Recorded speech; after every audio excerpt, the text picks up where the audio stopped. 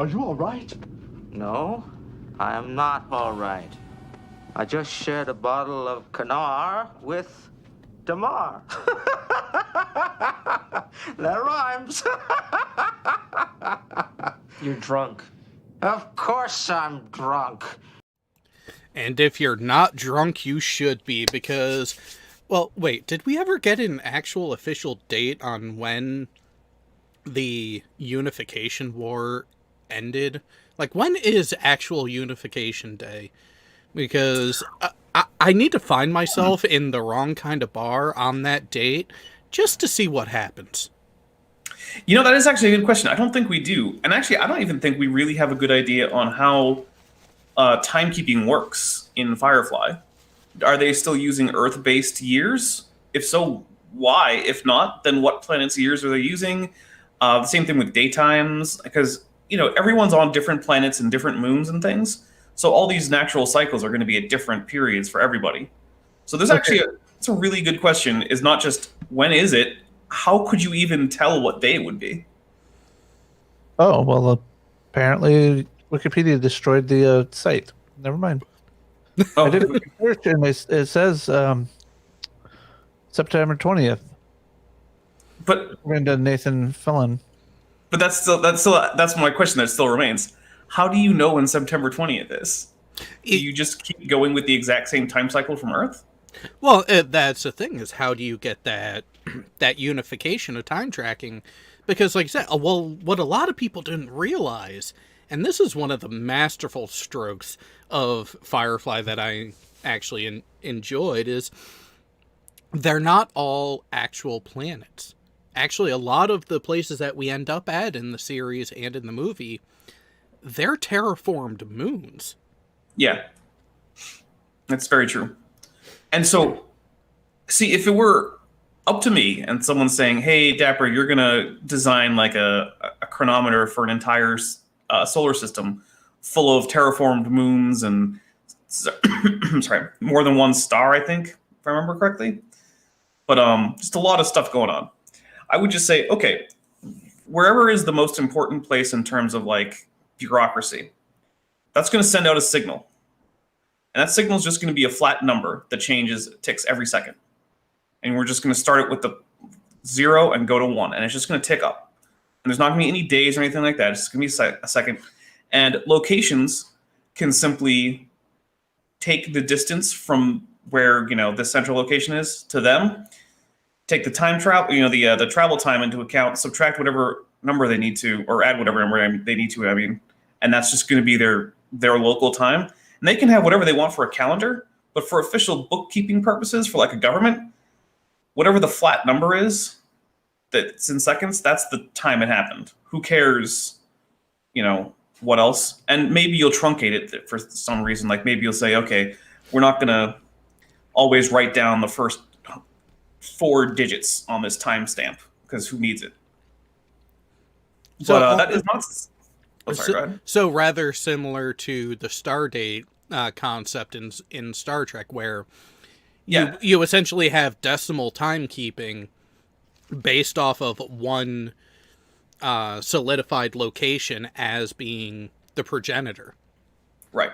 And it's really the only thing that is going to make sense in terms of trying to keep timekeeping more or less unified, because it's in a single star system, you're not going to have too much trouble with a lot of relativistic stuff. But even what you do, you can still have that incoming signal, and it's constant periodicity for wherever you are, and that's going to help. And it also means that like, let's say I'm on a moon in the Firefly solar system, and so for me, every time the sun goes up and down, I've done a full orbit around the planet, and that probably is going to take significantly more than 24 hours, but it's probably not going to take 3 months. So why am I basing what day I celebrate a thing on as September 20th? What does that even mean to me? Like, at certain points would mean that September 20th might start at different times of the day for me each and every time it comes around. Or my September 20th is a lot longer than everyone else's, and it comes around a lot less frequently. So it's a weird thing like that. And I understand why they don't get into it, because it's not exactly compelling storytelling when you could be robbing a train. But it is an interesting thing to think about, and I wonder if that's explored in any of like the other stuff. Like I know there's a Firefly tabletop RPG. I wonder if that's gone into there.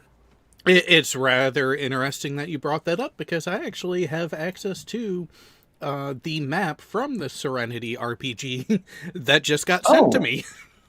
Nice. Well, that is another thing that I've always been a little unclear on, because I haven't looked into a lot of the outside of the show and the movie lore stuff. So, but I know that in the show and the movie, it's very much not clear what the layout of this solar system is like.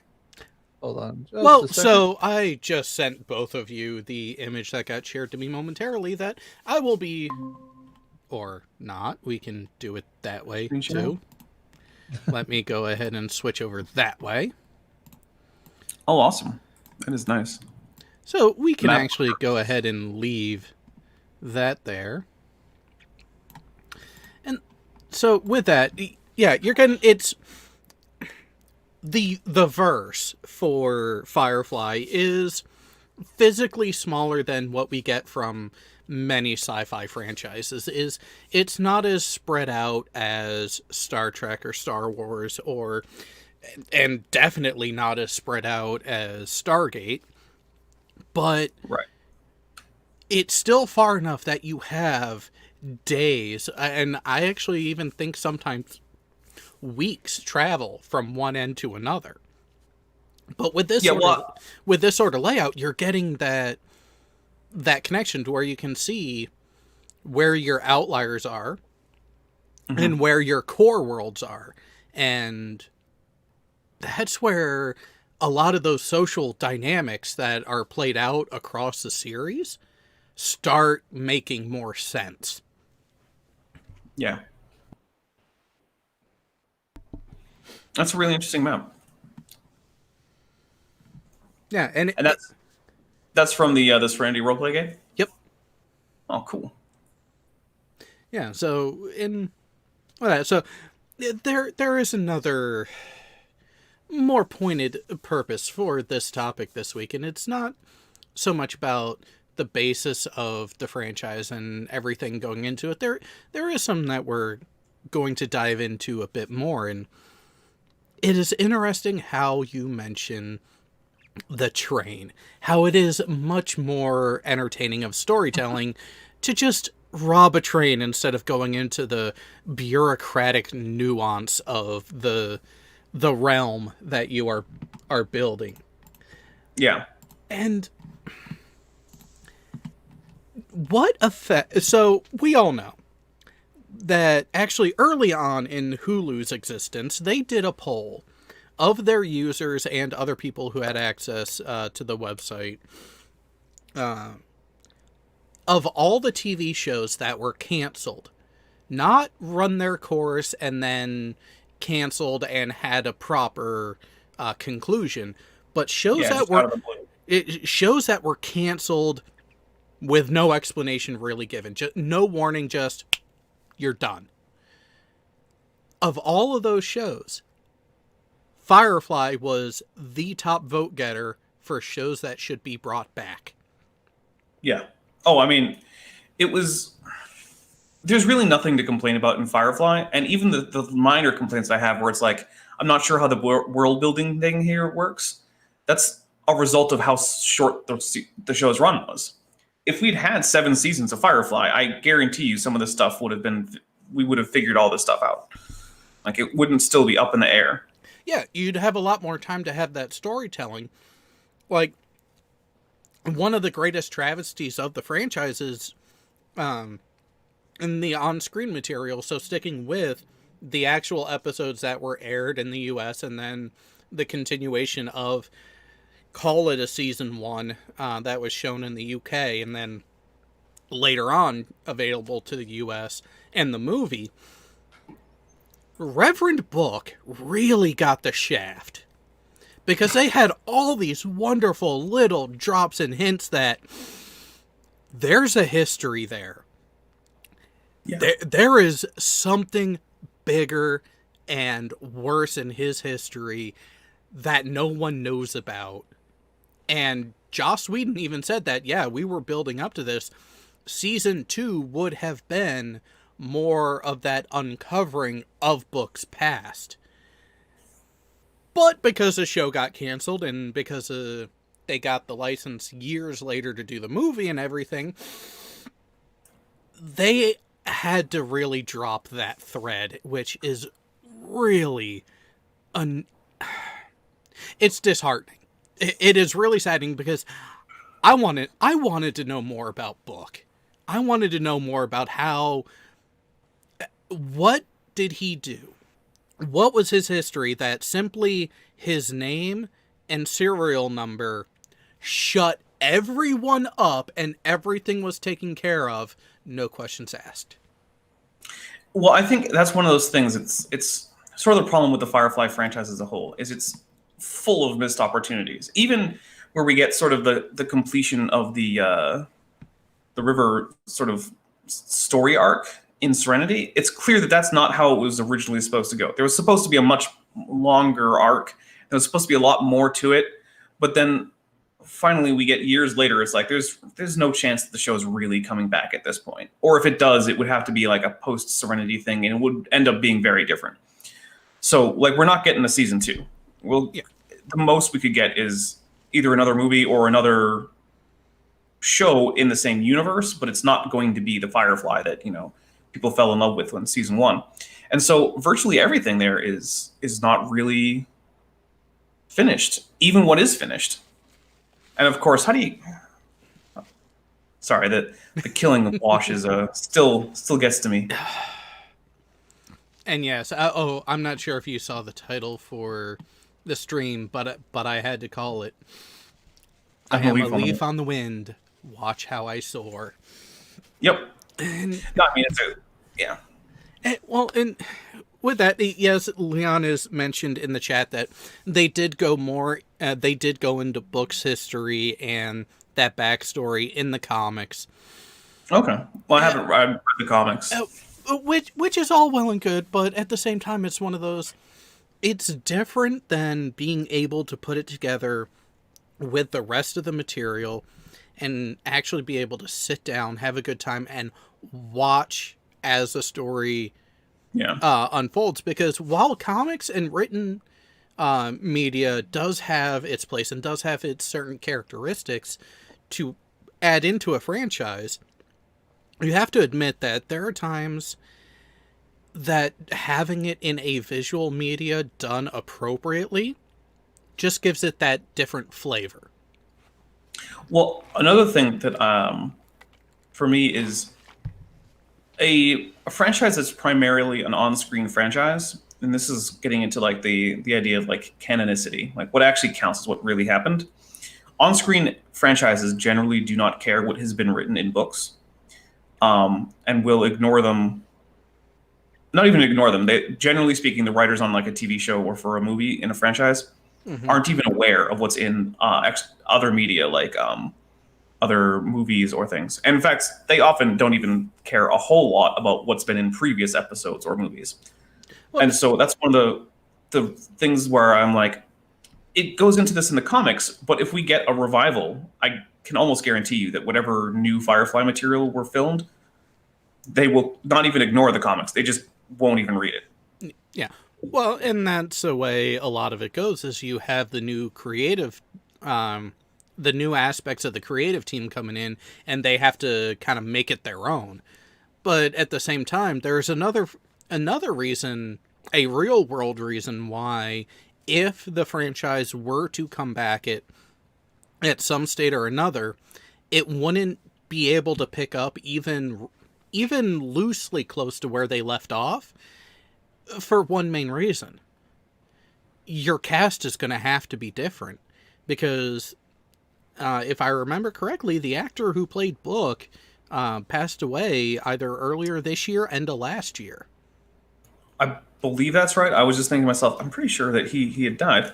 Yeah. I mean, you can still get Nathan Fillion back. I mean, you can get most of them back, although then there's always the question of, like, in the aftermath of Serenity, it seems like a large number of people would be kind of going their own way. So, like, like, why would Inara still be hanging out on the Firefly? I don't know. I mean, hell, even in the movie, she wasn't there. She was at the temple. Right. Yeah. So it's one of those things where it's like the crew is always a haphazard. Not even a crew. Some of them were officially passengers, and it was always a sort of a haphazard thing that was like a team of convenience. And in the aftermath of that, I doubt that it would be all that convenient for everyone. So, yeah, it would be an odd sort of thing. Although I had been thinking that clearly there was a lot of stuff that had happened before we get to Firefly, and there's probably some decent prequel content that could be made. Like you could make some war movies about the War for Independence or the Civil War, or whatever you want to call it. You could do some stuff about the initial terraforming of some of these areas, like some really early stuff. Like we just fled from our solar system. We found this collection of planets and stars and moons and whatnot, and now we're for the first time trying to adapt them so that they're actually places that people can live without, needing. And think of the preamble to every episode. Earth was used up. We had to find a new home. Yeah. So I do think, sorry, while it might be a little bit tricky to do something that's set, like the day after Serenity, the movie ends. I do think there's at least a few hundred years worth of content, because I'm not sure. Do we know how long this area has been settled? They don't. Because it has been a while. Well, and that's one of those things with the short world building aspect. They don't really get into that. Yeah. So it could be 1,000 years or more. I mean, it's long enough for a well-established multi-planetary government to have risen to power and solidified that power, and then have fought off a rebellion and re-solidified the power. That's not something that happens overnight. I mean, it's not obvious that when you say set up a new terraforming colony, that those people are going to feel beholden to some location far, far away from them that can't even communicate in real time on the other side of the solar system. Like, getting to the point where you actually have some kind of centralized control in that sort of situation is a complicated task, especially if some people are reluctant to actually consider you an authority. So there's clearly there's going to be a long history behind this whole, I keep saying solar system, but like it's not clear even in the show to what degree everything's gravitationally bound, or whether it's a few nearby solar systems or... No, and that's where the RPG gets really interesting, because it does go to that aspect where it is a couple of solar systems that are in relative close proximity. But again, that's the RPG. That is the extended material that, outside of Star Wars, these sorts of franchises don't incorporate those media sources as part of the actual full legit story. Well, even Star Wars is now a bit iffy on it, with thanks to Disney. Yeah, Legends. Yeah, so Star Wars. I mean, Star Wars Legends was never free of contradictions, but it was actually pretty tightly monitored, and you could be pretty well assured up until Disney that the stuff in Legends is actually something that is more or less what you would see in a new Star Wars movie. So, for instance, a lot of the stuff that came up in the prequels was taken directly from stuff that was in Legends. Now, there were some changes, like for instance, Coruscant wasn't the first capital mentioned in Legends for the Empire. There were other options that were kind of tossed out. So that's one of those areas where like you get contradictions. But then, of course, Disney just push the delete button, and then they're like, oh, but we're bringing back a character. Look, here's Grand Admiral Thrawn. It's like, okay, look, there's a guy who looks and sounds like Grand Admiral Thrawn, but Thrawn had this whole thing about, he was like a super secret spy from the Chiss Ascendancy, and he took command of an Imperial remnant and all this stuff, and that's not what this character is doing. So it's... Yeah, they're taking the veneer. Yeah, they're taking that veneer of, oh, look, we're pulling from this area that we said was trash, but see, we're incorporating it. We're trying to make it as what it should, should be and what you would like. It's pure fan service. And this is where, at the same time, you got to give Fox a hard time, but at the same time, give them a little bit of leniency because, well, the root topic that Jay actually suggested and brought up is the cancelization of Firefly.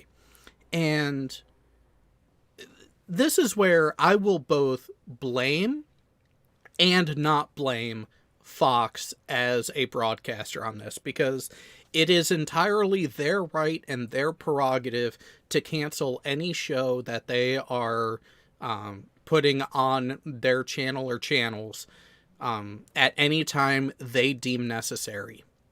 So, while I don't agree with it, I don't say that they are completely out of their gourd for making the decision that they have. Granted, at the time, and even still a bit to today, Fox has a history of not knowing which shows to actually cancel. Yeah. I'm going to be right back. Yep. I was going to say earlier on, you were bringing up the purpose of this whole discussion. I was like, I thought it was just because Curveball isn't here. Oh, well, there's a little bit of that too. I mean, we gotta have the best topics when he's not around, just to give him, just to give him a reason to pay attention to the schedule a little more often. Well, I told him he needs to talk to Nancy. But with that, so you have Fox, who in their decision and the rationale they gave seems to be a good reason for canceling a show. Because while Joss Whedon does have a history of actually being in charge of a show that can foster, gain, and build a fandom, I'm looking at the Buffy series.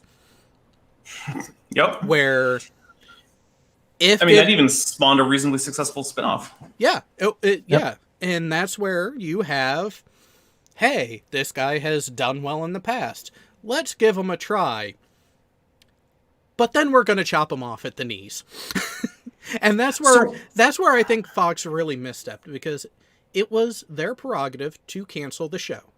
Their reason for canceling the show is not uncommon or unheard of. They cited poor viewership. I mean, that is ultimately what it comes down to a broadcast network, is if people aren't watching, you got to get rid of it. Yeah, exactly. And that's why I don't fault them for the reason they gave. But I still give them a side eye, because I think they shot themselves in the foot. Well, I think it's a situation similar to the initial cancellation of Star Trek. So it's one of those things where, like, the numbers coming back just weren't worth the expenditure for the broadcaster. And I get it. You can't make a show on the hopes that it becomes a cult hit a few years later. If people aren't watching it right now, it really is a business thing. Now, for us who are not in that situation, where our concern is, I want content that I like, and I liked this content, so please don't make it go away. For us, that's easy to say, but it's sort of like, like if you're in business for yourself, right? Like you own a company, and you keep doing things at a loss, like you keep charging people less than cost for your labor, it's not sustainable.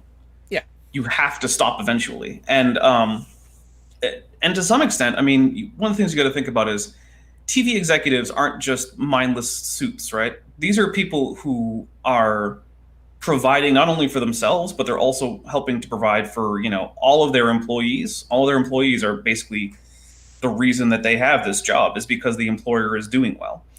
And the same thing is true for all the shareholders. And again, the shareholders aren't just, evil old men in suits. There's like everyone with a 401k. You're a shareholder in many companies. Mm-hmm. You're the person that they're working for. I mean, as a part of a much larger group, but still, they're making that money for you. So you really do, in some sense, have an ethical obligation to make the company successful in terms of being an executive. And so you could actually make the argument that if a show isn't making money, it would even be unethical to continue it, no matter how good it is. Which is sort of an unfortunate aspect of just, I mean, the economics of broadcast television. Yeah. If you can't sell the ad time, Yeah, and that there is that business side of it that does have to be always considered. But this is where I say that Fox shot themselves in the foot, because Joss Whedon, he went too cute with it. I will say that, yes, he went a bit too cute with his initial writings and offerings by writing the stories in such a way that all the episodes tied together to tell a story in a more strict linear fashion. So when Fox decided to start airing the show, and they started by airing the shows out of order, yeah, that was a bad idea. that's where a little bit of blame goes both ways, because Fox should have recognized enough, okay, this guy has done good before, he has written this and has produced these episodes to be told in a particular order. Okay, maybe we need to consider and stick with that order and give the show a fair chance that way. And I think they would have gotten a better viewership then. Yeah. As opposed to the route that they went with, oh, well, these episodes were performed best with our test audience, so that's the order we're going to air them in, is which episode standalone was better with the test audiences, so you lose a lot of that character and world building that Whedon had set up. And I see you out there talking about Farscape, Davros. Don't think we're ignoring you. It's just we're talking about a different franchise right now. And yes, Farscape has a lot of parallels and comparisons to Firefly, and Farscape was very successful, but Farscape was given the opportunity to be successful. Right. Now, I think the out of order thing might be a problem of that's sort of like sort of a victim of its time, right? So one of the things is you have to air the pilot first, basically, for any show, because it's introducing characters and why they're here together. Okay, so you air a pilot. But then for most shows at the time, especially a lot of the sci-fi shows that were on, because you got to remember, sci-fi at the time was still being pretty dominant with Star Trek, right? It didn't really matter after the pilot which order you watched most of the other episodes in, unless they were 2-part episodes.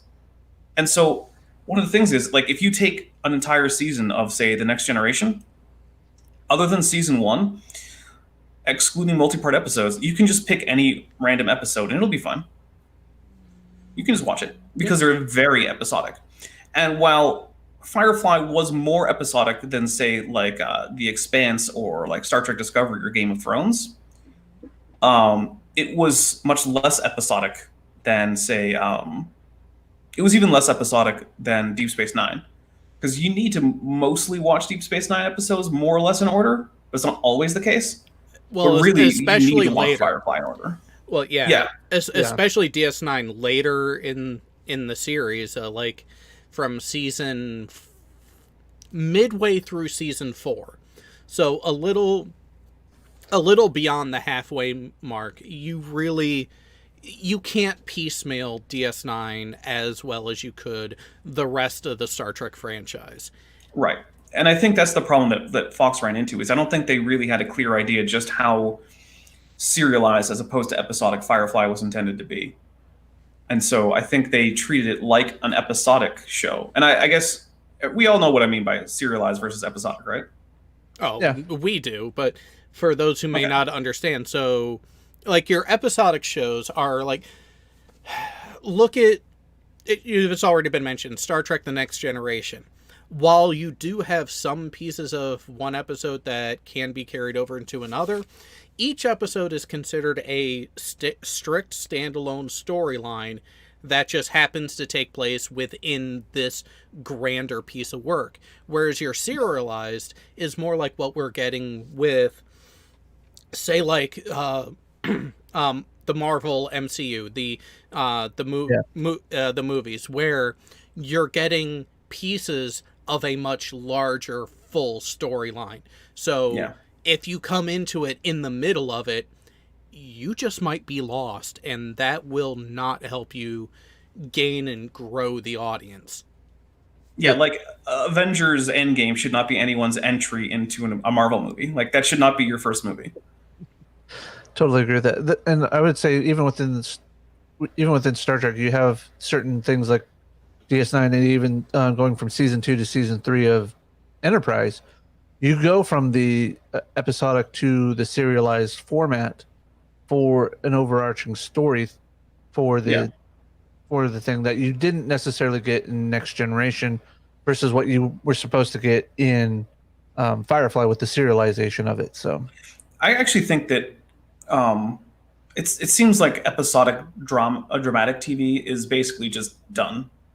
And I think while I do like a lot of serialized stuff, I do think that there's something to be said for the idea that you can just pick up a show that you like and watch an episode. So that's like one of the things. Like I can't do that with, say, with Firefly for one thing, or like with The Expanse or something. Like I have to be watching it in like the order.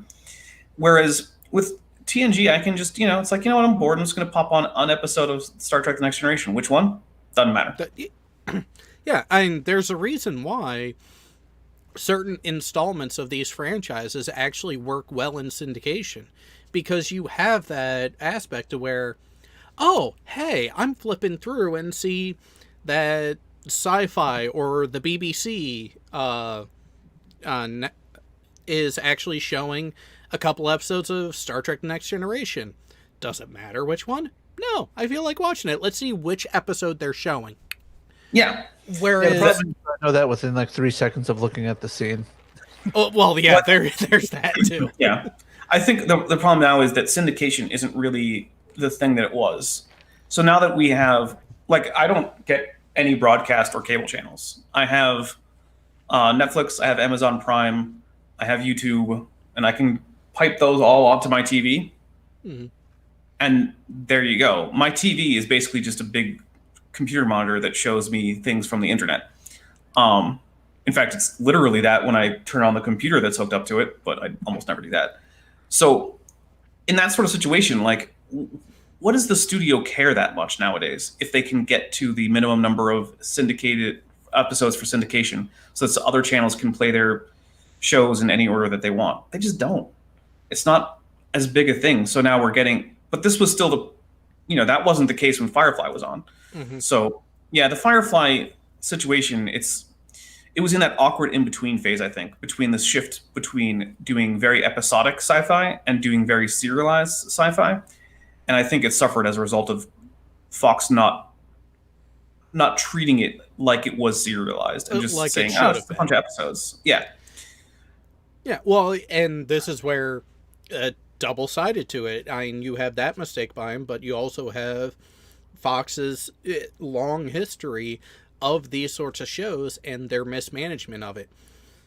I mean, how many times did they succeed and or try to cancel Family Guy before they finally gave up trying? My goodness. That is a weird situation. Yeah. And they just gave up on the Orville too. Yeah, they did. Yep. Now Hulu's taking it.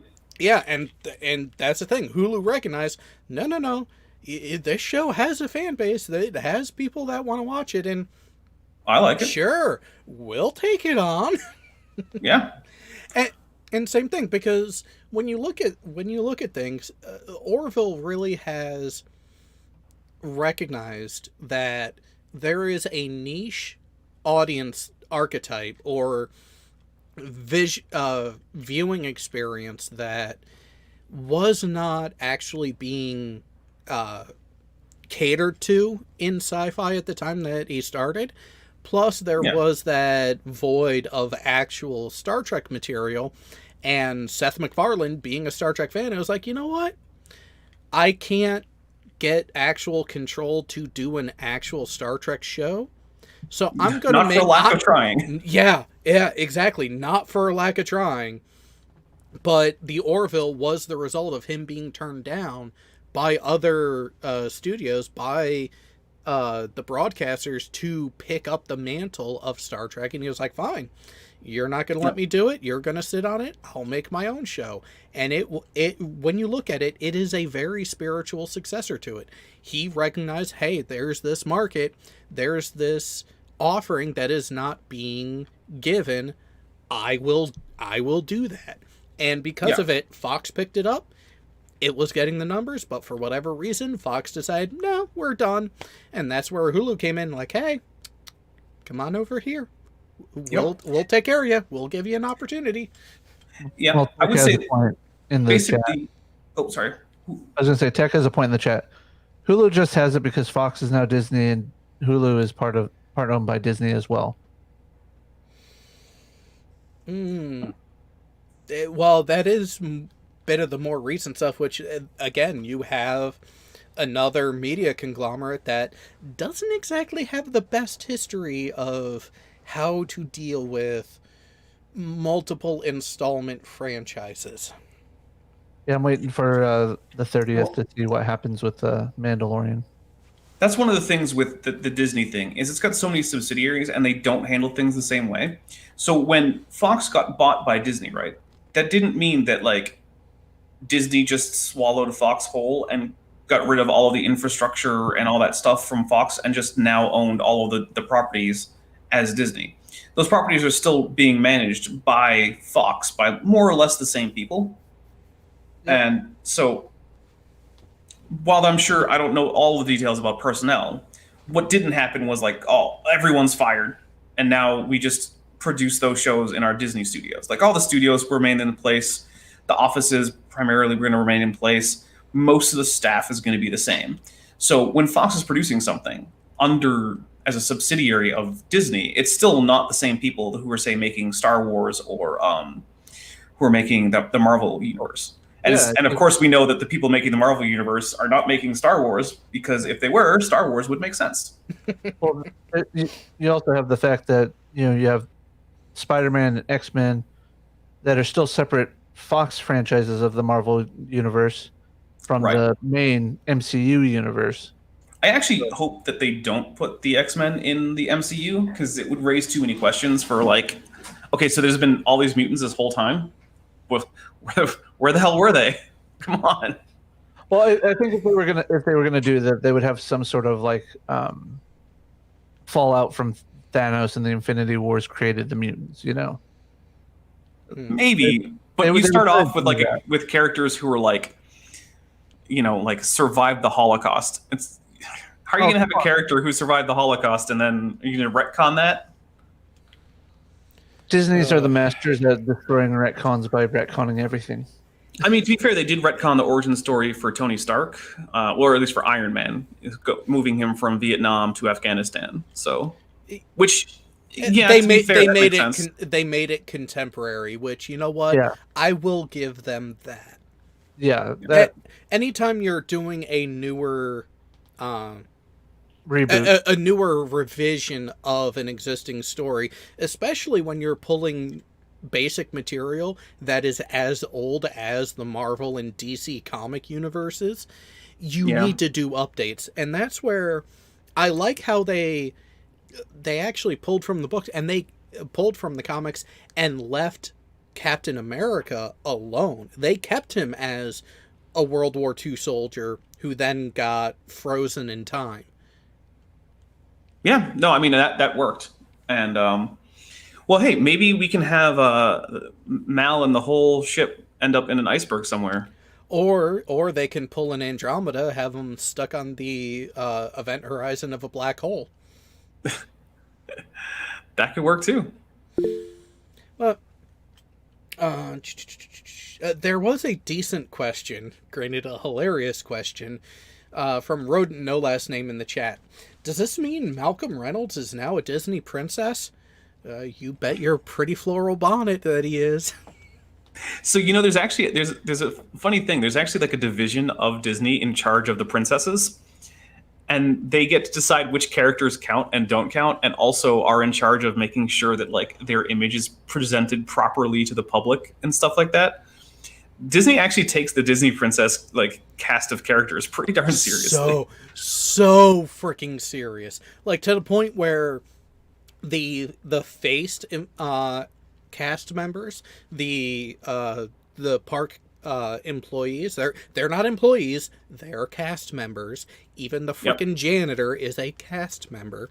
But those who are in costume with an exposed face, so all your princesses, all of them, they are so controlled on what parts of the park they're allowed to be in when, because one of the things that they don't want to do is they don't want to shatter the illusion by having one child be able to look in two different directions simply by turning around and see the same princess twice. Right. And before, early on, in some of the establishments, some of the food vendors, the cast members would be able to grab something to eat right then when they're out with the public. Now, because again, wanting to maintain that visual, not wanting to shatter that fourth wall, they're not allowed to. The only thing they're allowed to do is have some water while they're out in the park, but for their actual meal breaks, they're back in an employee-only area, out of sight from everyone. Yep. You know what we need? We need a Firefly addition to Disney World. Get rid of the Star Wars world. I don't care about that. Give me a Firefly world. Well, I don't know. They had a potential boon there with Galaxy's Edge, but ooh. Maybe have it be a multifaceted entrance, and you turn one way, you're in the Star Wars universe. You turn another, you're in the Firefly verse. You turn another, and the big problem with that, though, is that visually the big difference between Star Wars and Firefly is just Star Wars has aliens. They're visually very similar universes.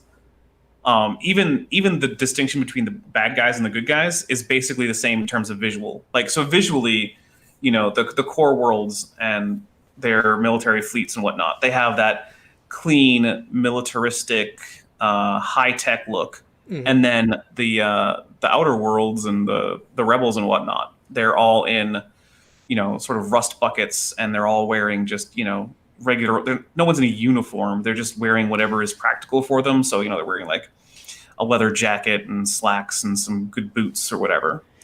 And the same thing is true for Star Wars. I mean, you look at the inside of like the Star Destroyers or the inside of the Death Star. Everything's clean and orderly and in straight lines, and the uniforms are all spotless and ironed. And then you look at the Rebel Alliance, and there's like rust coming out of everything. And even the people who are given military ranks, no one's wearing a uniform. Yeah, it's all ragtag. Yeah. So I think that's one of the problems there is that I guess you could say that basically Firefly borrowed that from Star Wars, or took it from Star Wars, I think. Well, and that's fine. Well, at the same time, so if you really want to break it down, yes, they are both under the large umbrella that is sci-fi. But if you want to be a bit more nuanced, if you want to be more pedantic about what type of show they actually are, both of them would qualify as a space western. Mm-hmm. Very much so. And now Firefly much more explicitly so. But... Oh yeah. Joss Whedon even said that. No, I'm not doing a sci-fi show. I'm doing a space western. Yeah, I was about to say, Star Wars didn't have a horse chase scene, but then I realized, yes, it did. Damn it! It's had two now. Yeah. But, and that's. West Eastern. Yeah. Well, actually, speaking of the East, I actually think that's one of the interesting things about the world building. So, think about this. About a third or so of all humans alive today live in China. Yeah. Basically, like when you break it down to percentages, you realize, oh my goodness, like everybody's Chinese. And that's one of the things that I think a lot of sci-fi tends to ignore. Like, say you look at Star Trek, right? I was able to find, after looking with me and a friend of mine, we were able to find one identifiably Chinese character, and it was Philippa Georgiou from Discovery. Every other Asian character we could find wasn't Chinese, and when you looking in the background, almost everyone is either European or African. But by rights, about half of all people in the future should be descended from Indians or Chinese people. And by Indians, I mean like from India, Yeah. because those two countries occupy about half of all humans. So, where'd they all go in Star Trek? And in Firefly, the answer is like, they didn't go anywhere. They're right here. Look, there's a sign in Chinese. Yeah, Everyone well- knows at least a few words. Well, and there is an interesting real world reason for that in the background. But before we get to that, this is where, when you go into the world building of, like, say, Star Trek, is there is a potential plausible explanation for... Oh yeah, Khan killed them all. Yeah, exactly. The eugenic wars. I mean, they have built in a reason for a Remember back in the severe 90s? limiting of ethnic diversity. Yeah, But- remember back in the 90s when all the Chinese and Indian people died? Oh, yeah. Well, That's one of the things. That's one of the things I think people forget is that Star Trek has already gone to the point where it's now alternate history instead of just futurism. correct. Like the earliest points that we know about where there's a difference between what's actually happening and our real history is at least the 90s, because I believe that's the earliest time frame that we get where we would have noticed a difference. Like there's like the yesterday's Enterprise, or what's the one where they go back in time? It was supposed to be it was like a stealth pilot for another show that never aired. Oh, the Gary 7. Yeah. The mission, Mhm. the mission to Earth where they, Oh, yeah, Mission Earth, I think it was called. yeah, because again, this is where, give credit where credit is due on the back end in later iterations of Trek, where they recognize that, hey, time travel could be abused rather creatively. And so in the future, there's going to be a division of Starfleet that is purely about maintaining the timeline. Right. And But my oh, sorry. yeah, Assignment Earth, yeah. Yeah. We knew the episode, and it was going to be that whole... It was supposed to be a crossover pilot for a show then led by Gary 7, which would have been rather fascinating to see. Yeah, it would have been fun. But it didn't actually come to fruition. Yet. You never know what CBS is going to pull out of their back pocket. You never know. I'll bet at some point we'll get a gritty 70s sci-fi crime drama with instead of a cat, they're just going to change it into like a panther for no reason. And never talk about the fact that that's a blatant continuity error. And also everyone's going to be mean to each other because it's new Star Trek and everyone has to hate each other. You know I'm right. It is it's annoying because you have these benchmarks put in place by every iteration proceeding up to you, and it's like, no, screw that.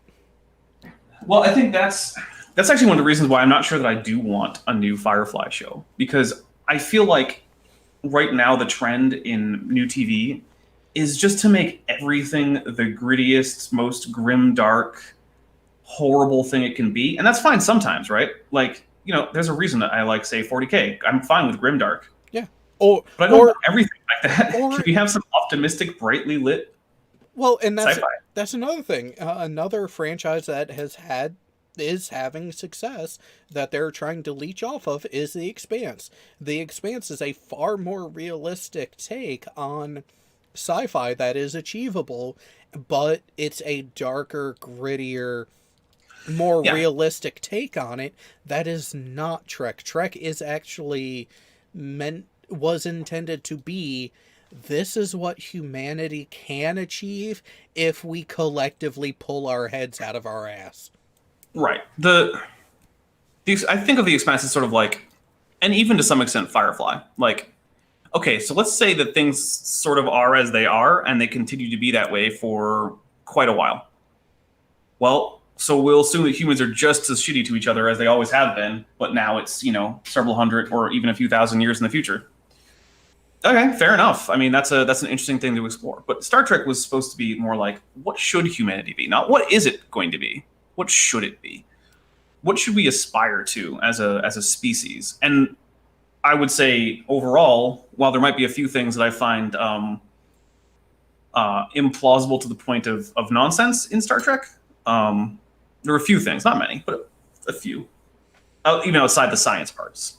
But that, yeah, generally speaking, that is a reasonable goal. That is what humans should be like. If you decided to act yourself like you were a member of Starfleet in terms of your ethical decisions and how you treat people and how you judge people and things like that, I think you would probably be a pretty good person. It's sort of like the whole, you don't have to be a Christian to recognize that acting like Jesus as he's presented in the Christian Gospels will probably end up with you being a pretty okay guy. Yeah, and that's where that's where I don't completely crap on people who are religious, because there are some aspects of what is touted and what is put forth in a lot of the source material and what the preachers are actually saying that is not offensive, is not deplorable. There are other aspects where they get away from those teachings, and that's where you really look at it is you're looking for that consistency and not the do as I say, not as I do type of thing. And that's where media in general, Hollywood based media in general, has been really tanking. Earlier today I was watching an analysis of the attempted reboot of Charlie's Angels, and it was so that movie was so browbeating on women can do anything and everything, women great, man bad, that is the entirety of the complexity of that movie.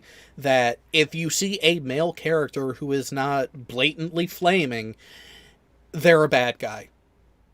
Just outright. And they are a bad guy. That bugs me, because I like a lot of media that has actual strong female protagonists. And it really bugs me when that is just turned into a one-dimensional, we'll just have a superhero woman and all of the men are just going to be either incompetent or terrible.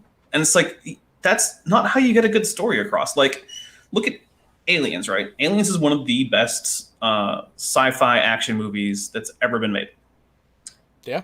There is an evil guy, and there is an incompetent guy, but the other guys are neither evil nor incompetent, and the other female character is one of the two others. One's just a kid, so whatever, it's a kid. There's only so much a kid's gonna do. Mm-hmm. She's basically just a MacGuffin. Although, I mean, sure, she's also the emotional core of the story, and I get that too.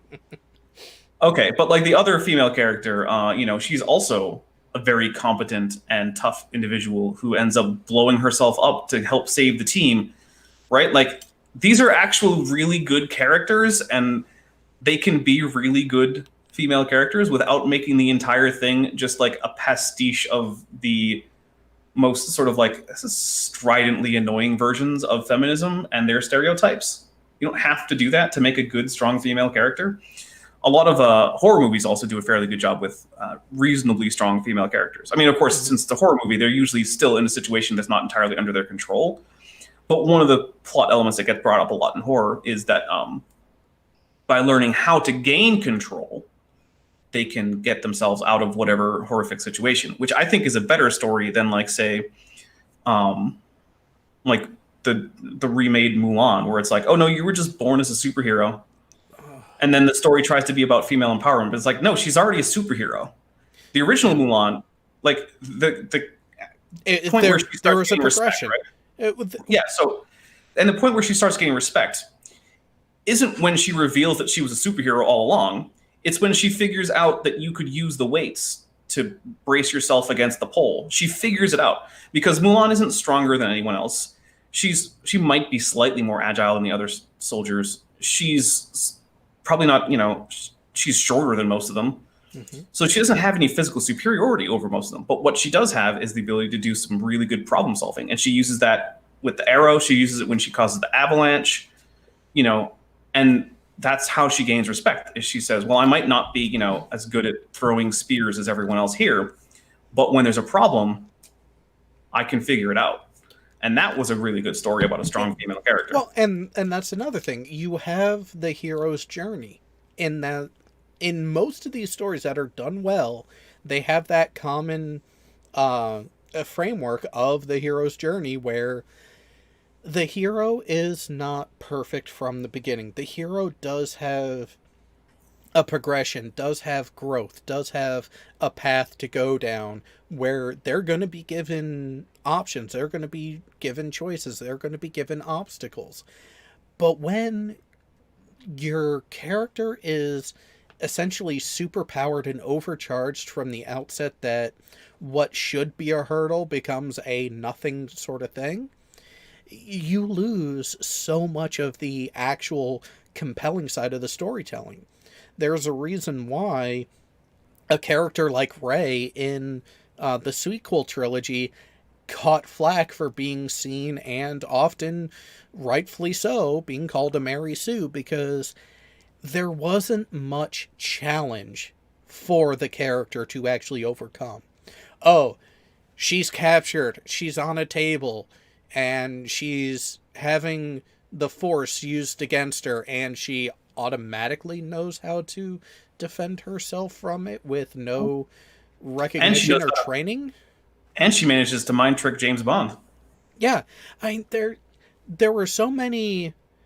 In case you guys, the audience, it was Daniel, the Stormtrooper. Yeah, that was Daniel Craig. That was James Bond. It was a cameo. Yeah, and Phasma was God, what's her last name? Gwendolyn from Game of Thrones. Yeah. You know what? I think Captain Phasma actually could have been a really cool character, and then they just wasted it. Yeah, they did. It was a complete waste. And because I thought that she could be sort of like, so you know how like in Star Wars, Episode 4, the first one to come out, Vader wasn't really like some huge part of the narrative. He was basically just a heavy. He was one of the mooks, but he was the big one. He was the sidekick essentially to Grand Moff Tarkin, who was really the main villain of the movie. And sure, he was cooler and more imposing than Grand Moff Tarkin, but that was sort of the point. Tarkin was the brains behind this enterprise, and Vader was his muscle. Yeah. And if you just take that movie in isolation, that's what that is. And I was kind of hoping that Captain Phasma could do what Darth Vader did, which is, in the subsequent 2 movies, become a really cool character. But no, she just gets sort of knocked down by Finn and then blows up. And I was just like, that is such a disappointment. It was a waste. It was wasted opportunity. And when you really look at a lot of shows, a lot of movie franchises lately, you're seeing that more and more. And when you have as many characters and as wide of a net in your storytelling like something like Star Wars has, you start to notice that there are more instances of that too, even within the same movie.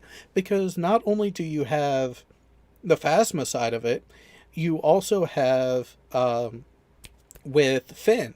Finn could have been a great, phenomenal storytelling tool to get a better look at the inside of the Empire turned First Order. But they don't. You get glimpses, but no follow-through. No actual continuation of it. One thing about the flawed character and the journey, I think that is one of the reasons why River remains a compelling character. Because while she's basically sort of a superhero, like we get with Mulan in the redone live-action version that Disney made, she's not an altogether there character. Like, she has some clearly big. She's basically insane at the start. Oh yeah, and she's been tortured and like snatched away from her, like all sorts of terrible stuff. And so that's one of the reasons why there's a compelling character. You need a character to be able to grow. There needs to be something that they start off with not being good at. And for River, it's essentially her self-control. She essentially has none because she is basically crazy.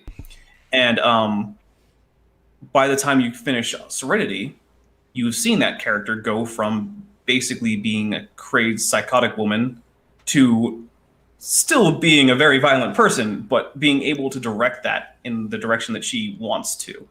And for her own goals, she's able to control what she wants to do. Yeah, you have growth. You have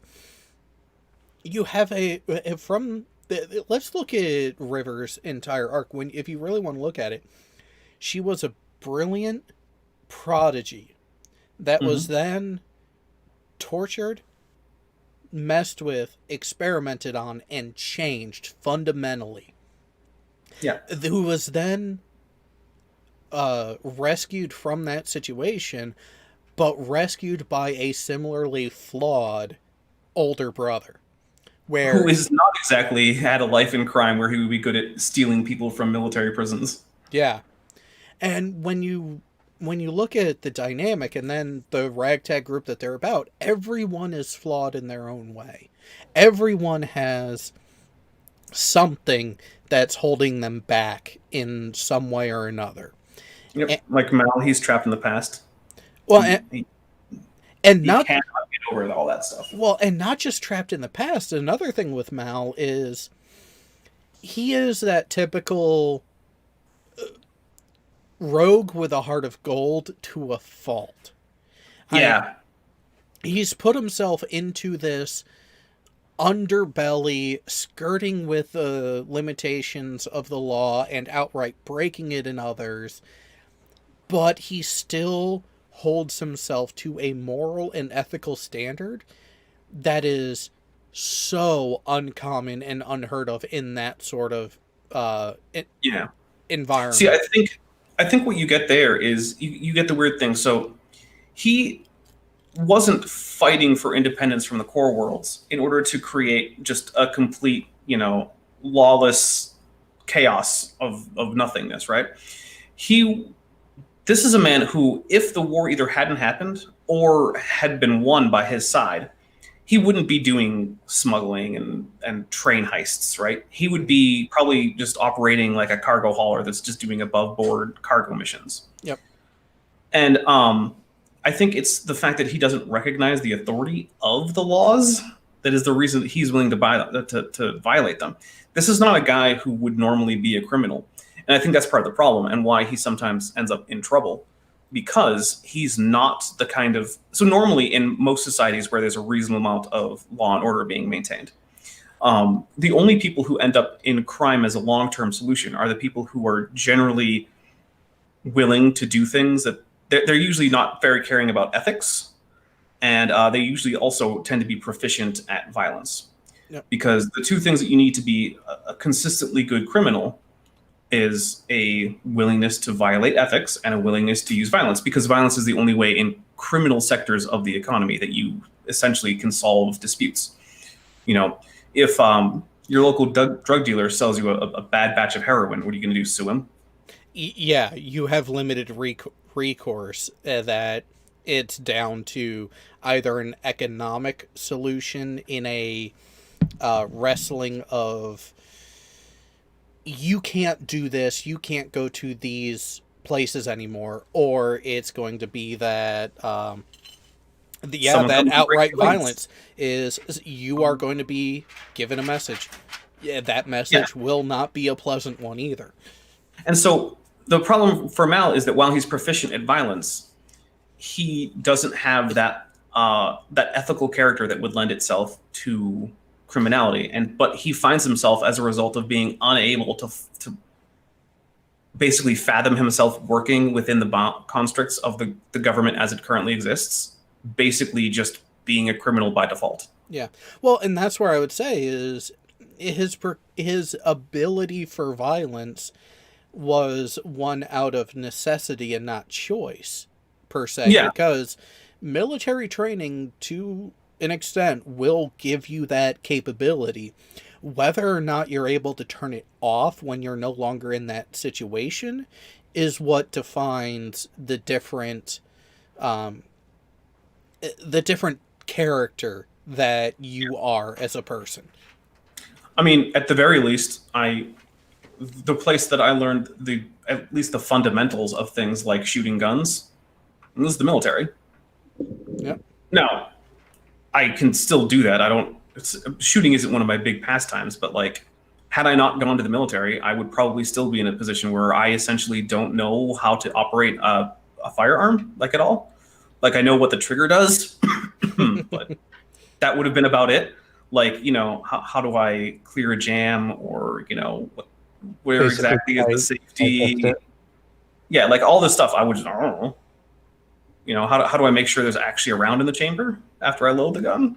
Like, all of these are things that I would just be like, I don't know. But now I do know those things. So in that very basic sense, military training, despite me not being a very violent person, did increase my capacity for violence if I chose to engage in it. I don't, but like that is definitely the case. Is like, you can take people who are not generally very violent, and military training will increase their capacity for violence. Well, and you have the mirror universe throwbacks in Star Trek, especially TOS. What was the main defining message to come from that episode?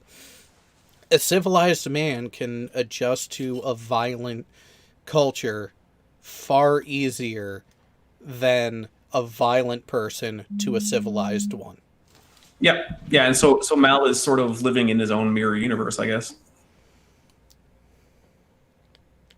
He's the one who got stuck in his own mirror universe, where it's the exact opposite of the outcome that he wanted and that he fought so hard for.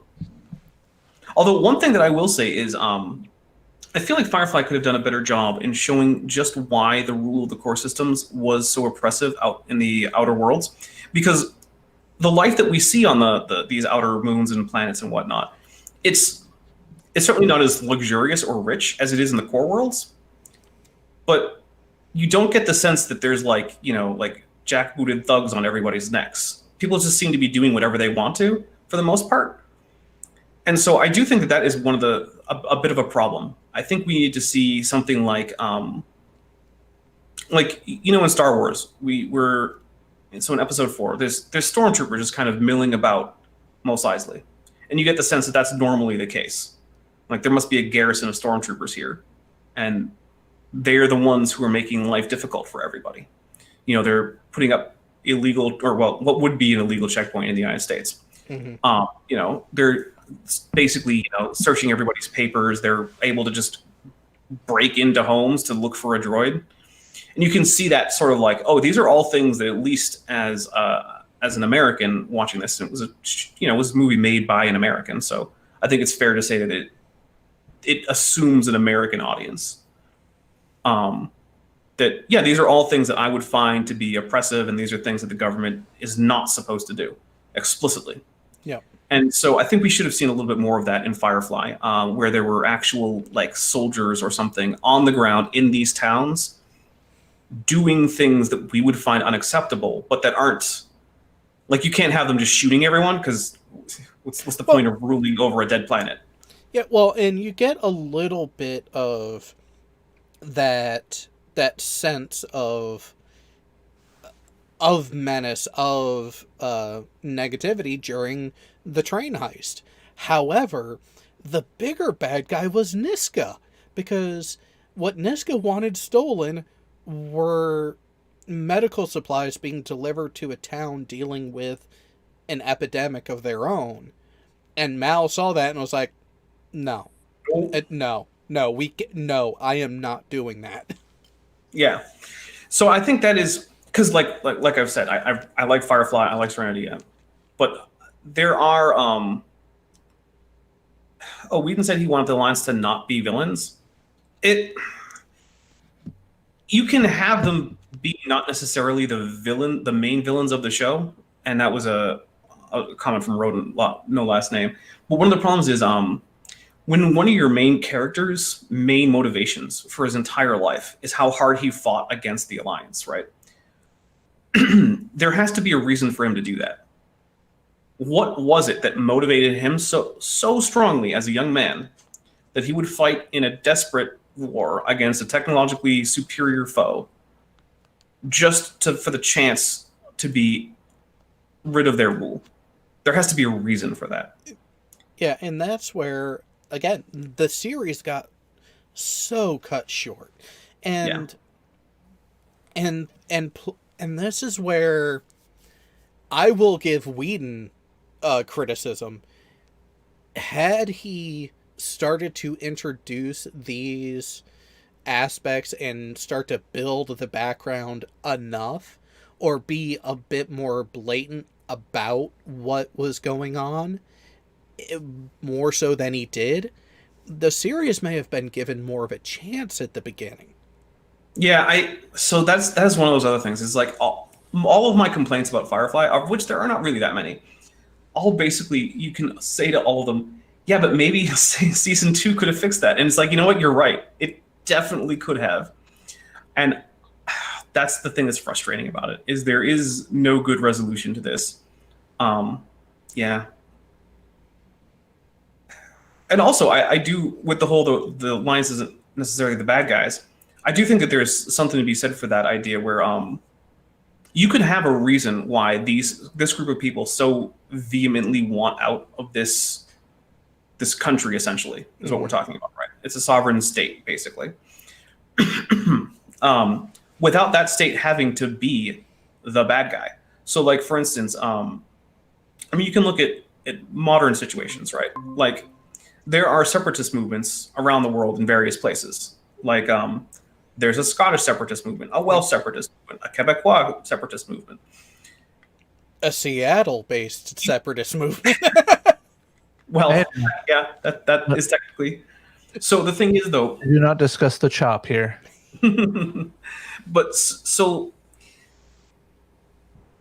Can, say, people in Quebec have valid reasons that they do not want to be in the same country with what is now the rest of Canada without Canada being the bad guys? Yes. Yes. And so the same thing could be true for the Alliance. Now, the Alliance is portrayed as fairly sinister, but it looks like that was mostly sort of like a covert thing. It's not clear exactly how much that was even known by a lot of the the civilian leadership of the Alliance. Well, and that's where it gets interesting. President Trump doesn't know all that's going on every top secret military site. He doesn't. No, and that's where it gets interesting when you look at it, like the project that River was subject to. How would public opinion of the Alliance turn if more people were made aware of what was going on with these very, very gifted and bright future citizens who were being brought into this academy and then never heard from again? Right. Yeah, so again, it's just one of those things where I wish there were more, because there's so many unanswered questions. What was it that was so bad about the Alliance for at least the people in the these outer planets? What was it? To what degree are the people and the sort of civilian leadership of the Alliance aware of some of these terrible things? And Coral out in the chat brings up a good point, but slightly off target, where in the movie that's essentially what they end up doing, but it wasn't about the program that River was a part of. There was a flaw in the terraforming attempt that they did on the moon named Miranda, which essentially created the Reaver problem. And when that information got out, who knows what happened to the verse after that? But because that happened towards the end of the movie, and where we leave off, River, Simon, Mal, Zoe, and Kaylee are still on the ship. Book is not in the picture. Wash, we remember what happened with Wash. And they're going back out. They are going back out after this bombshell was blasted across the entire communications network of the entire verse. Yeah. Who knows what they're going back into at that point? Well, and that's one of the things is So this comes down to being sort of like, remember when it turned out that Chicago PD had an entire building that was basically just an off-the-books torture chamber? Hmm. Yeah, that caused a bit of a stir, but you'll notice that it didn't result in like the downfall of the Chicago city government. No, it didn't. And that's the thing is these things that most people would think would be huge bombshells to be the catalyst of great social change doesn't always work out that way. Yeah. So I think that would actually be an interesting thing to explore in some kind of a sequel or something. Is I don't think that would actually bring down the Alliance. For one thing, I think a lot of the Alliance leadership would have plausible deniability. Yep. Because one of the things is that, so, say we use the United States as an example, just because I'm from the United States. So and I think probably a lot of the audience is at least vaguely familiar with the United States or is American themselves. So the President of the United States has the absolute top security clearance, right? But that doesn't mean that he knows about all the top secret stuff. He doesn't get a big stack of books that says all the top secret stuff. That top secret stuff remains need to know, and the president is told when he needs to know. If he doesn't, and this goes all the way down to like confidential, right? So like I was in the reactor department on my ship, and I had a secret clearance. I didn't have top secret. I had secret, although what I mostly dealt with was confidential. But here's the thing. The president wasn't delivered like our reactor technical manuals. He doesn't know those things. And so there's every reason to think that if a secret, black site academy or the, an accidental screw up in a terraforming procedure causing a bunch of crazies that was, kept off the books, there's no reason to think that most of the civilian leadership of the Alliance would actually even have any clue that any of that had happened. Oh, no, exactly. And that's where you had that side of the house. I had a different side on the aviation where I was eligible for top secret, and there were systems that were actually classified as that I worked on.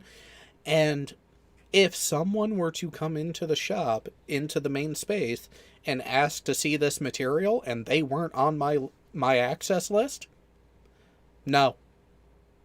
I don't care what pay grade you are. I don't care who you are. If you are not on this list, you're not getting past this door. What if it was actually POTUS? Same thing. Fair enough. It's not like you couldn't get on the list. Yeah, well, that's the thing is, if someone like POTUS or higher up in DoD came and wanted to go into that segment of my workspace, I would have to stop them and say, I cannot let you in. If you really want access to this, you need to go talk to the security manager. And when they get the authorization and put it through, then I can let you in. Right. And of course, the thing is that if for some reason POTUS had wanted to do that, that would have been the channels to go through in the first place. Yep. So, that's one of those things. So, this revelation going out into the verse, I don't think it's going to dethrone the Alliance. It might weaken its hold on a few of the outer systems or planets or whatever. Sorry. But the revelation of what happened on Miranda, I just don't think it's enough to take them down. I don't even think it's enough to cause another rebellion. I think it would, but not necessarily on the scale. And that's where I would have loved to have seen that progression of they're going out. They don't know what they're going back out into. Because, well, they just quite literally had the fight of their lives against the Reavers. Now what? So Roden, no last name says, speculation, Trump doesn't have clearance for a lot of military secrets. He does, actually. But the problem is that these aren't things that just get volunteered to the president because he's the president, right? If Trump wants to know about a top secret thing, he's going to have to go out and go ask. Go figure it out and go through the process of actually getting, processed through security for various requests and whatnot, and coordination between, say, the Secret Service and whatever military organization it is if he wants to go visit a thing. So he, by definition, has all the clearance for anything. But that doesn't mean that everything is simply presented to him or that answers to these kinds of questions are simply given right away whenever he asks. You have to go through the proper procedures for getting this information to him. For one thing, just from a physical security standpoint, you cannot have just physical copies of all the secret materials floating around the Oval Office. Yep. Yeah. It's not sufficiently secure for that. Correct. The Oval Office actually is more of a ceremonial place than a generic office than where certain meetings actually happen. If something is going to be of a particular security or threat level and above, Trump or whoever POTUS is, they go to a different location to have that meeting because press not allowed, but press is allowed in the Oval Office. And you have extra security measures that actually have to be accounted for. Like, there's during nuke school, during those phases of training, your books do not leave the building. Yep. In fact, they didn't leave certain parts of the building.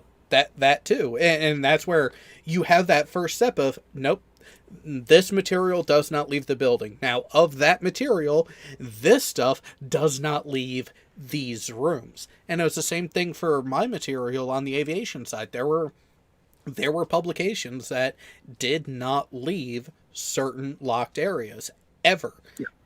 Which, by the way, this is how you actually deal with classified information in the real world, is one of the reasons why, yes, Hillary Clinton should in fact be in prison. Agreed. Yep. It's why I could not vote for her. I am not saying that I like Trump. I am, however, saying that when he said that she should be locked up, he was being 100% accurate. Yeah. She very much should be in prison right now for multiple violations of the Security Act, as I believe. And I have heard every objection as to why I would either be able to get away with it or why it would be different for me. That's the problem, is rules for thee and not for me does not fly in my book. Yep. Yeah. So just gonna put that out there. But now we're very far away from Firefly. We're talking about Hillary Clinton's damn email. Well, I mean, it's always nice to take a quick detour because we did tangent because of security clearances. So it sounds like all three of us had a TS or higher clearance. Oh, I was only a secret. Oh, you only had secret? Yeah, nothing in the reactor is actually secret, and the only reason that nukes get secret is because there's the possibility that new reactor designs might end up being secret for a while until they go to confidential, and so you don't want to have to redo their security clearance and background check just to move them up to secret. So were you surface? I'm sorry? Were you surface? Yeah, I was on an aircraft carrier. Oh, that's why. You're president. Yeah.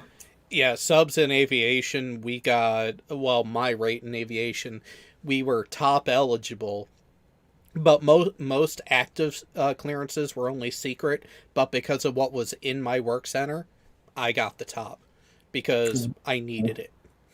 But what about the special diamond way above top secret stuff?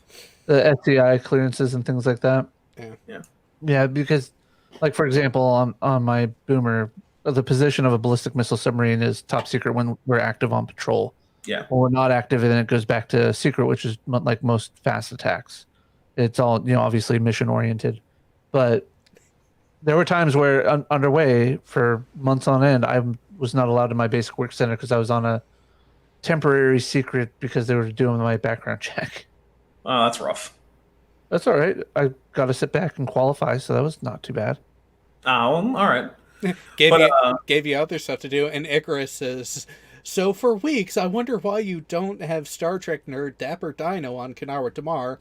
No, he's on when it's not about Star Trek. Hey, I've talked a bit about Star Trek while I was here. The topics have come up, but see, here's the thing. This week, actually, by the base schedule, this actually was supposed to be a Trek topic, but I couldn't really come up with one in the group chat that we have for the regular panel members. Jay actually suggested the topic about the how, why, and should Firefly have been canceled in the way that it was, to me is like, you know what? I've seen comments from people, I've had feedback from people to address these other sci-fi franchises that I've watched and am a more relaxed fan of. So I figured, yeah, why not? Let's go off script a little bit. That because it's one that Furball wanted to talk about a lot, and we decided to do it while he wasn't here. Oh, no. Icing on the cake. Well, I think, you got to branch out every once in a while. And although here's a Star Trek topic for you. Why is it that it seems like the thing about Star Trek canon that CBS cares the most about is the Klingon language? Because it's like the only thing they get right. No, that's an exaggeration, but it's one of the few things that they actually take time. They hired translators. I know some of them. Yeah, they hired translators who speak Klingon well. Some of the top Klingon speakers in the world, which is a group that's like a dozen strong. You know what? I think part of that is CBS actually either stumbled into doing something right, or the creative team who actually brought them in recognized that we have to put in an effort. We have to try to garner as much of the old guard of Star Trek fandom, and if you mess up something as basic as that... But that's the problem. Everyone messed it up. TNG didn't even try. Deep Space Nine didn't even try. Voyager didn't even try. It wasn't even in the original series. And Enterprise kind of tried and usually failed. But no one really cared. Again, I'm not saying that their thought process was correct, but from my read of the situation, that was their thought process in going into it, and they focused in the wrong areas. Well, Tech has it right in the chat. CBS is smart enough not to piss off the Klingons.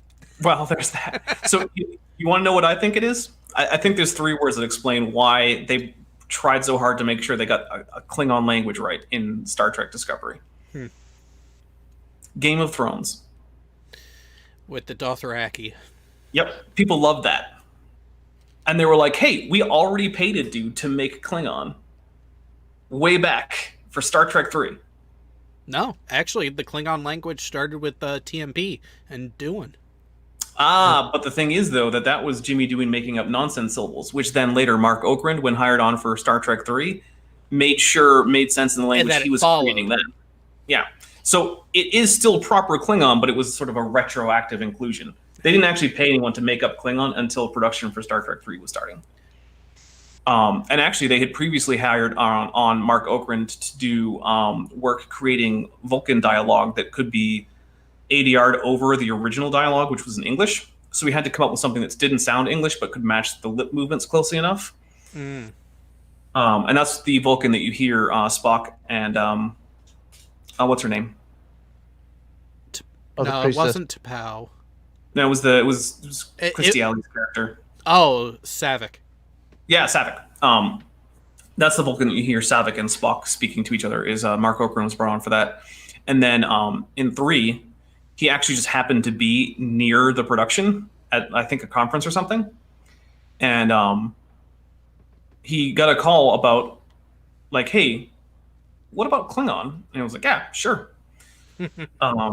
So that's one of the things, though, is I really do think that it comes from Game of Thrones, because one of the things that you'll notice is that around that time that Game of Thrones came out, having constructed languages for your fantasy or sci-fi became a big thing. Like Thor 2 did it. Man of Steel did it. Yep. Well, even then, going back further, before even Game of Thrones, is you had the boon that came from Lord of the Rings, and you have a number of languages in that Tolkien fully fleshed out. Yep. I mean, I think even just the movies have Sindarin, they have Quenya. I think there's a little bit of Khuzdu, and of course there's a bit of the Black speech from The Ring. Yep.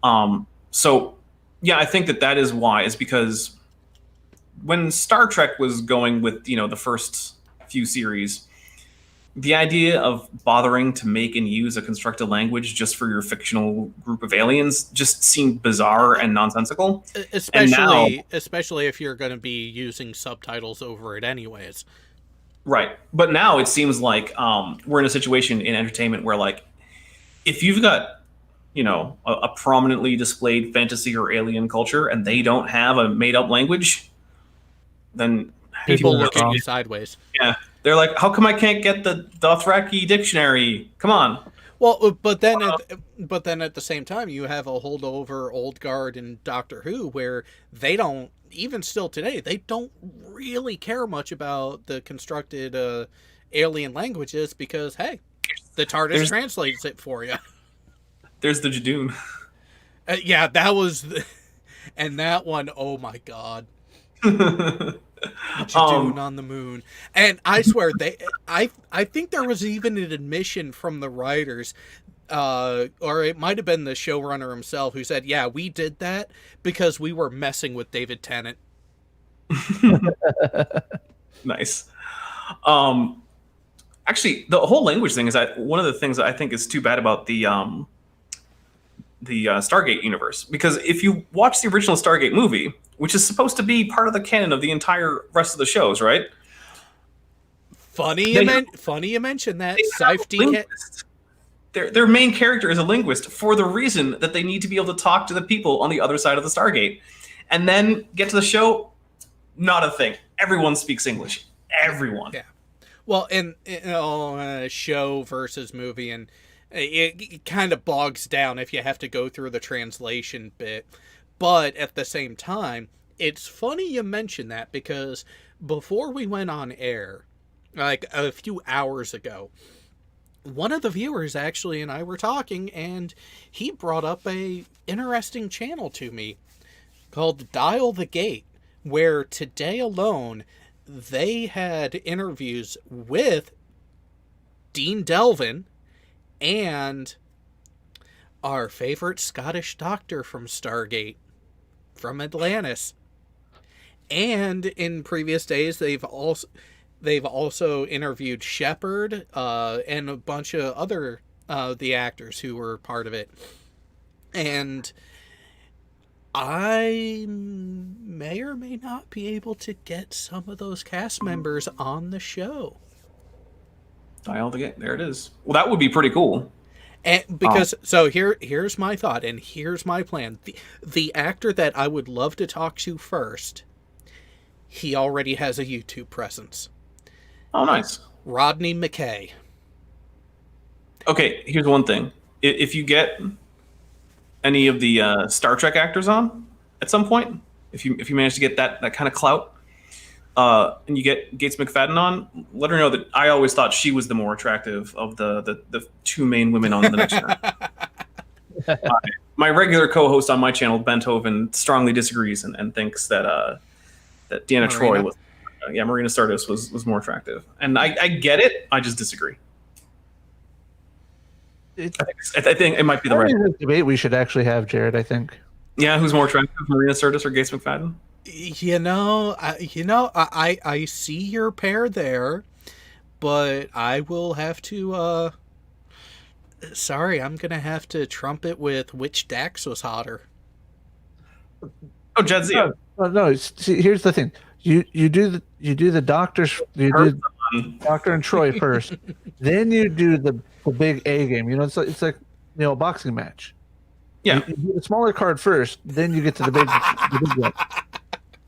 I'm definitely gonna go with Jadzia, and mostly because I feel like Esri looked like she was 15, and that's not me. So yeah, she looked like an actual baby. Come on, she had like the roundest, babiest face ever. I still have it.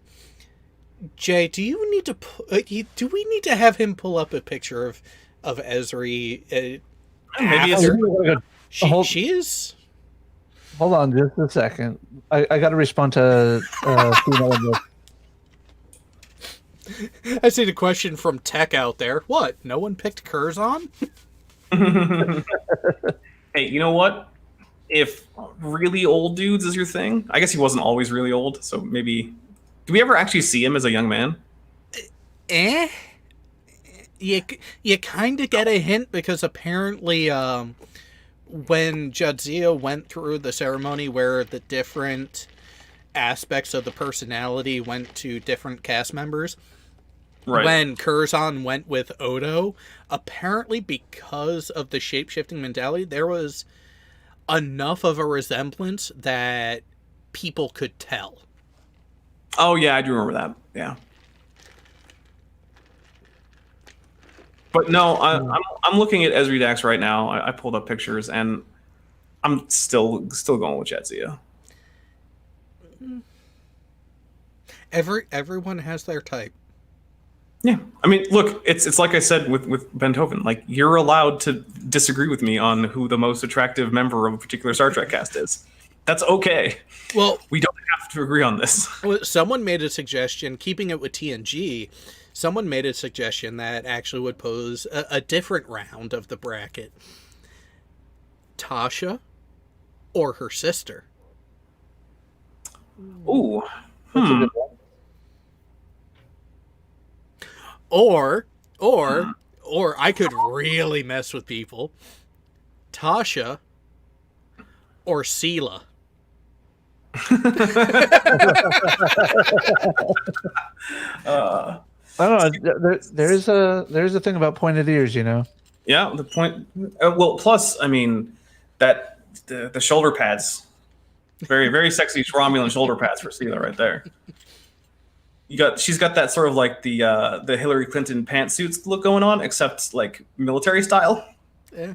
It's like if Hillary Clinton's tailor went into designing military uniforms. That's the Romulan uniforms. I got a new one for you, Jared, that I just looked up. Which I'm one? waiting for my hard drive to be scoured.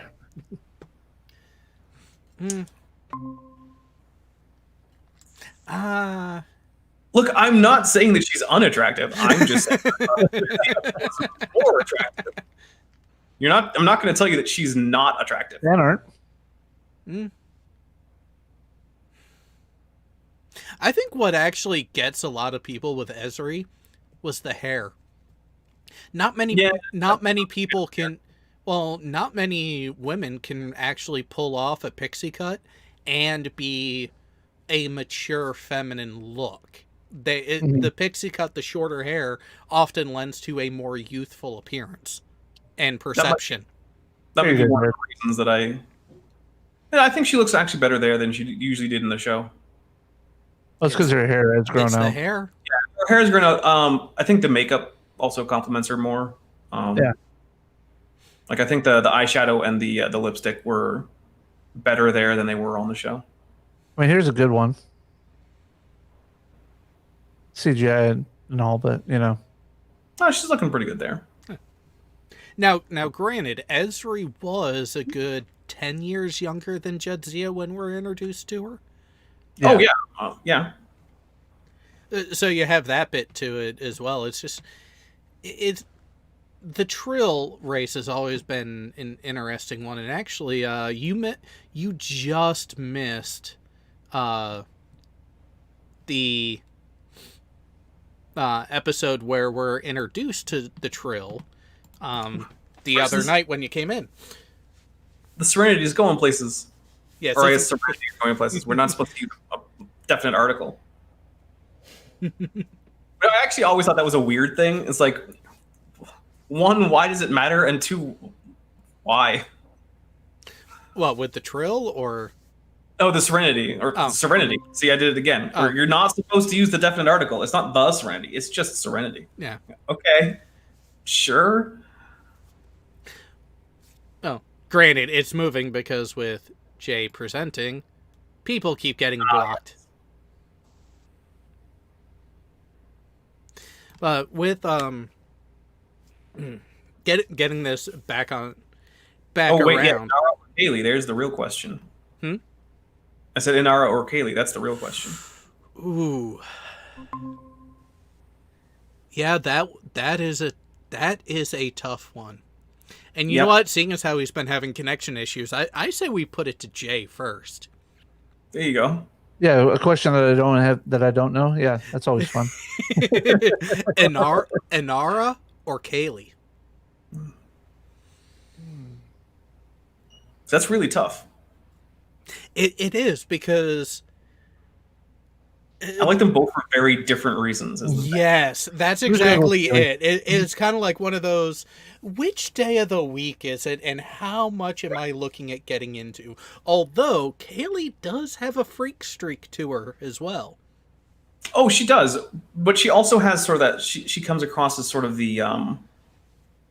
She's got an air of genuineness and sort of like wholesomeness in terms of just who she is as a person, and like you feel like this is someone who I would probably really like to be friends with. Like we could definitely hang out. It would be a lot of fun, and we whether or not she's attractive, like she's a genuinely cool seeming person, and she's also attractive, and yeah, she does have her. She can be a little freaky, but then you get to Nara, and it's just basically her entire life is about oozing sexiness, and so it's also hard to not say, yeah, let's go with that one. Well, and here's the thing with Kaylee. This is straight from Jewel State herself. Kaylee's character as being wholesome, sweet, and completely genuine in that sweetness, adding with how she loves being on that ship. She loves all of the people around her, and she is the only one who loves them in a truly and incredibly genuine manner, is what made Kaylee Kaylee. Yeah, I mean, in terms of like who's the best person, in terms of like the best human being on the ship, it's pretty clearly her. I mean, she is. It's hard to find a thing about her in terms of like her. Like she has character flaws in the sense that like she's not great at everything. She makes mistakes and things, but in terms of like ethics or her genuineness or reason for being there, you really can't find any flaws with her. She's the best of the bunch in terms of just being a decent person. Not that a lot of them aren't good at it. I mean, they're all pretty decent people with, I guess, maybe not River because she's just crazy. So maybe there's an exception there because can you be a really good person if you're just crazy? I don't know. Hey, read the latest one there, Jared. Hang on, I actually just randomly opened Discord, and I'm kind of glad I did, so slight change of plans for the rest of the night. So... What Tekatron said. So Tech said, I think I would go for a safer sex partner, like maybe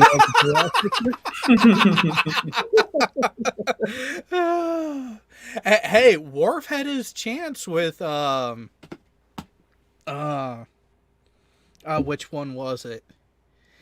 It was the shorter of the two. I think it was B'Etor. Yeah. Yeah. Who actually, oddly enough, the actress who played B'Etor also played the magistrate in Voyager, in the episode where someone stole a bad thought from B'Elanna Torres. Okay. Right, I forgot about that. Okay, but here's the one thing though. If we're going for full Klingon women, I'm going to go with Quark's wife, as long as we're not doing like TOS, because I would then just go with Mara. But well, yeah, wife I think was better looking than the Duras sisters. Okay, but she kind of had a Gowron-esque look to her, though. Something about those eyes. I mean, a little bit. Maybe they were distantly related. I don't know. That is possible. Actually, I had a friend say, it's weird how like all of the Klingons are played by black people, and I was like, the guy who played Gowron was an Irishman, right? Like, Oh, here's B'Etor right here, just to make you move again. Oh no. So, actually, you know what? Just for that, it's blocking you. Yeah, Gwyneth Walsh. Now, interesting question from Ugly German Truce. Sexiest TOS character, and can we vote for the Horda? I would say yes, you can vote for the Horta. But for me, I mean, if we're just going any character who ever appeared, then it might just be like one of like Mud's women with the crazy beauty pill. But if we're going for like recurring or regular, I might go Yeoman Rand. Yep. Yeah, that's where I was going to. Yeah. Don't get me wrong with Uhura. She had nice looks too. But Nichelle Nichols was quite a looker. even doing the dance in the movie. Yeah. So I mean, although if I'm gonna pick my favorite Uhura from, sorry, I got something in my throat. Just from a look standpoint, Zoe Saldana is gonna get that one. Yeah. Yeah. Yeah. That is a very, very, very attractive person right there. Ooh. Uhura? Or her roommate? Oh, So we're going with Zoe Saldana and the redheaded Orion, right? Well, it technically wasn't an Orion, but yeah. Okay. wasn't Orion, but was Orion, yeah. She sure looked like an Orion. Well, so the Orions, even in that verse, have dark brown to black hair. So she's not officially an Orion, but So it's the green skin. Okay, but I'm gonna let you in on this little secret about the universe, and most people don't know about this. But there's this secret substance that's sort of underground, but it's called hair dye. Yeah. And so what you can do is, if you have, say, black hair, you can bleach your hair, and then you can dye it a different color. So I'm just putting that out there. I know. I'm going with the quote unquote official explanations. Well, here's the thing: we also now have an officially Orion character with green hair. Who? Really? Tindy. Tindy, yeah. Oh. Lower Decks. Yeah. Tindy from Lower Decks is definitely an Orion. It's mentioned several times. Yep. Including one time where Ensign Boimler starts getting a little bit racist, and she sort of blows up at her, like, "What the hell?" And she has green hair, although it hasn't been confirmed that that's her natural hair color. Although since I think it's also the color of her eyebrows, it probably is. Yeah. But okay. So here's one. Okay. Which Orion girls would you take? TOS era? Enterprise era? Reboot? Or Lower Decks?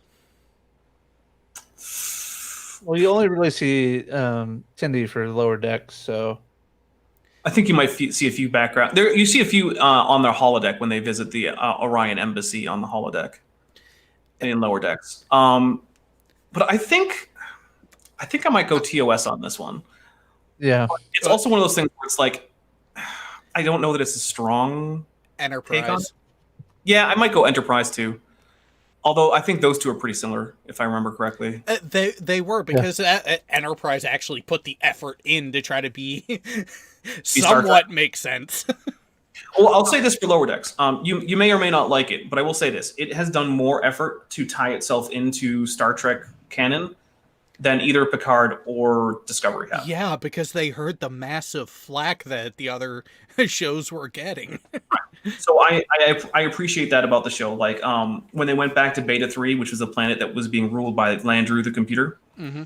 So in the season season finale for season 1 of and this is slight spoilers, but it's only spoilers for like the cold open. This isn't the main plot. So at one point they go back, and as it turns out, the people there have gone back to like worshiping Landru for some reason. And so, but they show a picture of Kirk and Spock in front of the computer. And, that was an original series episode. It wasn't an animated series episode. But what they did was they took, a drawing of the computer that they made for the show, and then they cut out a Kirk and Spock from the animated series, the original one. And they used that as their stand-ins for in the animation. Yeah. And so they also do things like there's an episode featuring a TOS era Romulan warbird. Mm-hmm. and it's just spot on. I've even gone and looked into what do people who are like, because I'm not like a guy who knows every single detail of every single ship model and everything. And so I went to go look at what people like that were actually saying. And they were basically saying the only mistake they thought they could even maybe find was the placement of a few windows. And it's like, well, that's... And that's where I will give Lower Decks that. They are putting in more noticeable and marked effort to get it to actually fit in. And that's where I give them good amount of applause for that. And not also, like we said before we went on air, they made the Titan. They made the that class of ship from STO. It is now officially canon. Good job. The class USS Titan under command of William T. Riker. Yep. That is a thing now. It's officially Star Trek canon. And that's actually one of the reasons why I actually kind of hesitate to count Discovery and Picard as canon, because it's so different. It feels like it's in a different universe. Different timeline. And that's where that doesn't feel that way. No, and that's where I will say Lower Decks has separated itself in those aspects. Yeah. But my headcanon, my justification is following the events of First Contact. You get an alternate timeline that began at the First Contact event, that the alternate timeline is where Enterprise, Discovery, and Picard take place. Okay. I actually don't... So there are a few things about Enterprise that bug me. Like, okay, so there were Borg on Earth and Starfleet knew about it. Yep. So why is it a freaking surprise later when Picard encountered... He should have just been like... Q would just bring them there, and Picard should have just been like, oh yeah, these fuckers again. Darn. Too bad they're still around. That's probably a problem. Well, Instead he was like, what is this? And that's where I say you have the divergent timelines that would explain that backwards continuity issue. Yeah, but then you get into Seven of Nine, such similar backstories in both this timeline and the other one. What? Because keep in mind, you can have major focal points that translate across multiple timelines. Yeah, I guess. Also, it's sci-fi fantasy. And also shit writing. But with that, we are up on the end, and there is actually a show I wasn't expecting to be a part of that has come up now that shall be rather interesting. So, before I let Dino and Jay talk about what they have going on, I don't know which channel it is. All I know is I'm glad I opened Discord when I did, because I'm going to be joining FTFE, Team Skeptic, and PhD Tony here in a matter of minutes. What are we talking about? I don't know. Which channel is it on? I don't know. I was expecting Team Skeptic to be going live on Modern Day Debate, so I wonder if something happens there. I'll find out soon enough. A flurf might have backed out of a debate. Oh my goodness! Not a flurf. It was actually a COVIDiot. Oh, ew. Yeah. Honestly, I think right now that's worse. I don't always think that, but like right now, ugh. So I'm gonna be heading over to Red's channel myself. All right. So Dapper, what do you got going on? So today I did a special stream with a paleontologist. So if you want to see what two paleontology nerds talk about, we also took questions, but of course you can't do that anymore because we're off air now. So yeah, you can head over to my channel and check out my most recent stream, which was Ask a Paleontologist with Alex Rubenstahl. He's a second-year PhD student in paleontology, and he is a published author in several papers. So because he's doing science, that is what it takes to be a scientist, whether or not you have the degree yet. Plus, plenty of famous paleontologists still don't have degrees in paleontology. Anyway, this Tuesday, I'm going to be doing Eric with Erica, where Gutsick Gibbon and I are going to come on, and we're going to make fun of Eric Hovind saying stupid things while we get drunk. Yep. Always a good time. Always. That is exactly what Eric with Erica is. And then Thursday, I'm going to be releasing a movie-length version of a video series that I did. So basically, my normal thing is after I finish a series of videos, I will go to the previous series that I did, edit them together into a feature length thing, A and I'll massive drop cut. it. Right. So this is going to be called Fluffy Dino Lads the movie, which is me taking a look at a creationist name. He goes by In His Image, although he gives his full name at the start of most of his videos. His real name is Henry. And he basically took a look at some dinosaurs to decide whether or not they really had feathers and whether or not they were birds and not dinosaurs, or dinosaurs and not birds. And he's monumentally bad at dinosaur anatomy, so it was an interesting ride. Yeah, it's sort of amazing how bad you can be at dinosaurs, but still think that you should be commenting on their reconstructions. So, yeah, and I say that as someone who has a reputation as a dinosaur expert, but compared to actual dinosaur experts, I'm a moron. And you are readily understanding and accepting of that. Yeah, like, I can tell you a thyreophoran from an ornithopod, but like these are people who are like, oh, well, the slight difference in this shape of the, lacrimal bone puts this particular specimen of Allosaurus into this other species, not Fragilis. And I was like, oh, okay, sure. If you say so. So, yeah, so that's what I've got for the next, I guess that's the full week. I have no idea what's happening a week from today on my channel. It could be nothing. It could be another interview with another scientist. It could be, who knows? It might be nothing. So, yeah, that's it for me. And for those coming up, so Jay has already posted the link to the watch event on Team's channel. Feel free and join us there. Or you can go ahead and head on over to Red's Rhetoric's channel for the fundraising stream for Ilya Moon.